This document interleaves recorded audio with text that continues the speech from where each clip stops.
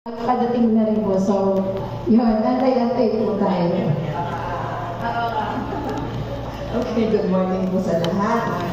Unang-una, nagpapasalamat po kami kay Ma'am Adele, no? Kahit po ako, Doktor, marami po ako natutunan sa inyo, no? With regards to kahit anong estado ng buhay, no?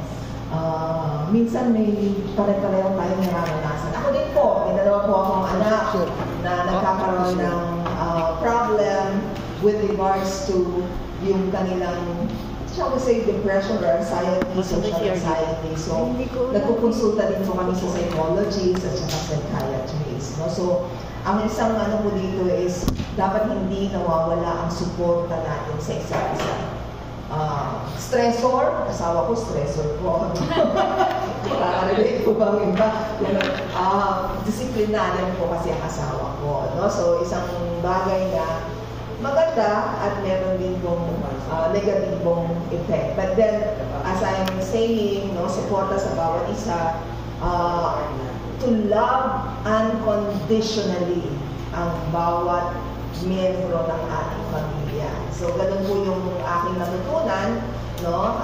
And I agree with all the things na discuss ko ni Ma'am Adele with regards to ano yung mga naging rason, bakit nagkakaroon tayo ng ganitong kondisyon.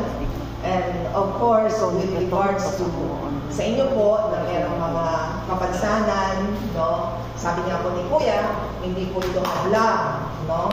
Para po magpatuloy ang buhay. So nagpapasalamat din po ako sa bawat isa sa inyo sa pagdalo. And then, alam ko po, with the interaction na nangyari, no? Napakagaling po ni Ma'am Adele sa pag-entice sa inyo para po mag-speak up, no? So, naging lively po yung discussion natin. Ang bawat isa ay nagkaroon ng pagkakataon na express kung ano po yung sa loobin at ano po yung nasa isip ninyo.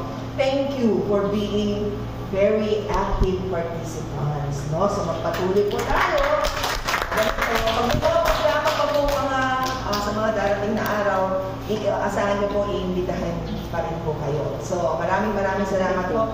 And on behalf of the Medical Social Service Department, na laging active, no? So, we thank everyone. No? We thank you. Okay, so, babasahin ko po yung laman ng certificate. This certificate of appreciation is given to Maria Adela Guerrero for imparting her valuable insights and inspirations during the group work activity at RMHGH of